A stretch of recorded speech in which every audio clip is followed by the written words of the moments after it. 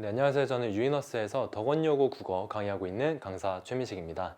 제가 오늘 영상을 촬영하게 된 이유는 이제 덕원여고 1학년이 벌써 또 4번의 시험이 끝나고 이 겨울방학 정말 중요한 시기죠. 이 시기에 어떤 식으로 국어학습에 대한 전략을 짜야지 2학년 국어 시험을 또 잘 보고 그 다음에 수능까지도 어떻게 좀 준비가 될 수 있나에 대한 좀 해답을 드리고자 영상을 촬영하게 됐고요. 이제 덕원여고의 교과 과정부터 살펴보면서 이제 요즘 모의고사나 수능이 어떤 식으로 출제가 되고 있는지 살펴볼 거고, 그에 따른 컨텐츠와 커리큘럼이 어떻게 준비되어 있는지까지 좀 짧게 압축되게 말씀드리려고 합니다. 좀 집중해서 살펴봐 주시면 감사하겠습니다. 자, 한번 볼게요. 자, 일단 그러면 고2 겨울방학 국어에 우리는 무엇에 집중해야 하는가부터 좀 알아야겠죠. 자, 일단 제가 가져온 거는 덕원여고 교육과정을 좀 가져왔습니다. 24년 신입생 기준이고요. 24년에 1학년이었던 친구들을 기준으로 하는 거겠죠. 우리 1학년 때는 쉽지 않았지만 일단 1학기와 2학기에 국어 과목이 시험이 총 4번이 실시가 되었습니다. 근데 2학년에 가게 되면은 1학기에는 문학에 대한 문학 과목에 대한 학습이 이루어질 거고요. 2학기 때에는 언어와 매체를 문법이죠. 언어와 매체를 한 학기 내내 수업을 하게 될 거고, 선택 과목으로는 고전 읽기 과목 나오고 있습니다. 자, 그 다음에 3학년 때는 1학기, 2학기 둘 다 독서 과목에 대한 학습이 이루어질 거고요. 화법과 작문과 심화 국어는 선택 과목으로 이런 식으로 형성이 되어 있는 게 덕원여고의 교육 과정이다라는 거 먼저 좀 알고 가셔야 될 것 같습니다. 자, 그 다음부터 이제 제가 말씀드릴 것들은 이제 요즘에 최신의 모의고사와 수능에 대해서 어떻게 출제가 되고 있는지에 대해 말씀드릴 건데요. 첫 번째로 이제 고2에 올라갔을 때 바로 보게 되는 3월 모의고사의 오답률 베스트를 한번 뽑아와 봤는데, 여기 보시면 오답률이 79.4% 1등이, 그 다음에 사실 이제 7등도 보면 오답률이 70%까지 갑니다. 뭐 8등도 68.8% 비슷한데요.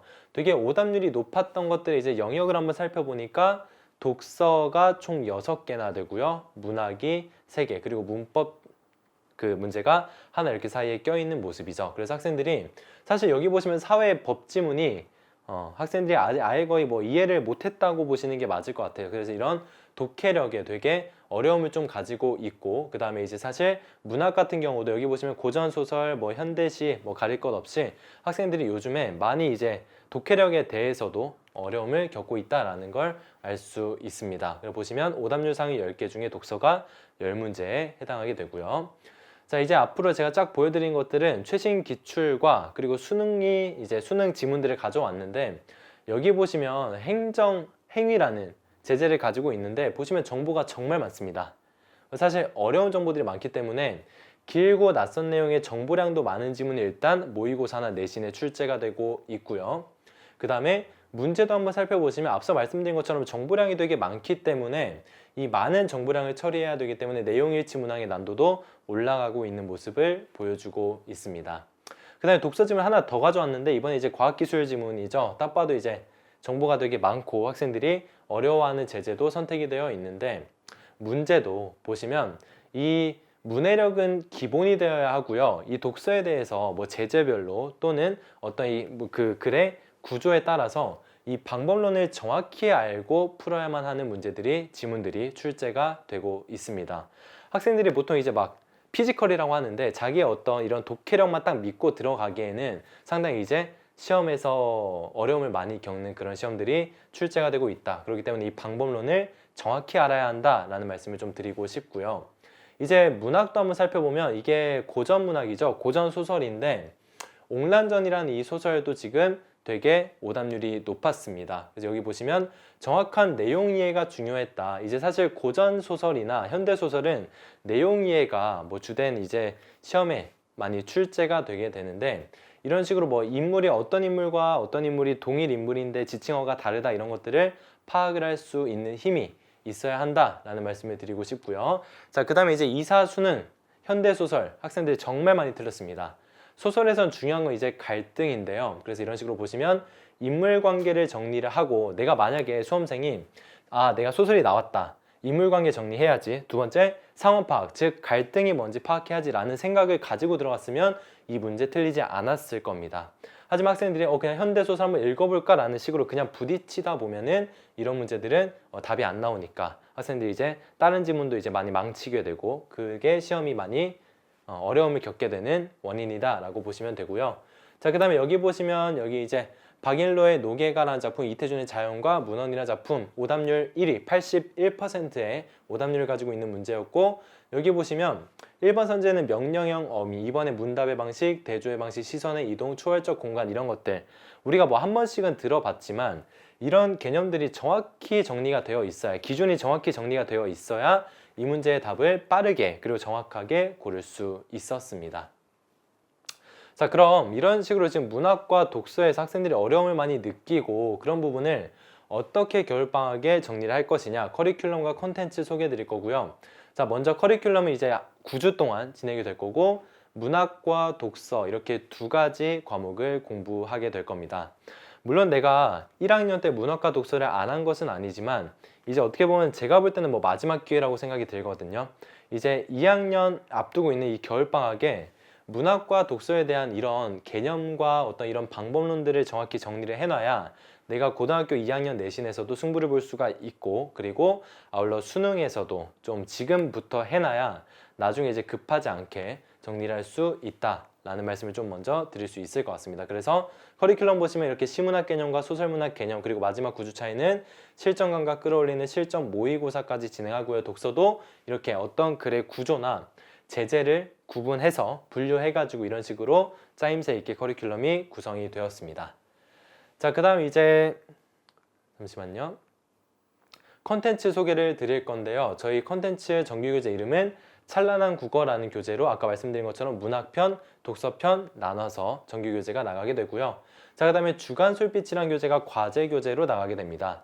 이미 뭐 제 수업을 들어본 친구들은 이 주간솔빛에 대해서 잘 알 건데 이 교재가 일주일에 한 권씩 나가게 되는 과제 교재입니다. 그래서 이 주간솔빛에 뭐가 들어있냐? 매일혁명, 학생들이 매일매일 어떤 걸 공부해야 될지가 나와 있는 매일혁명이고요.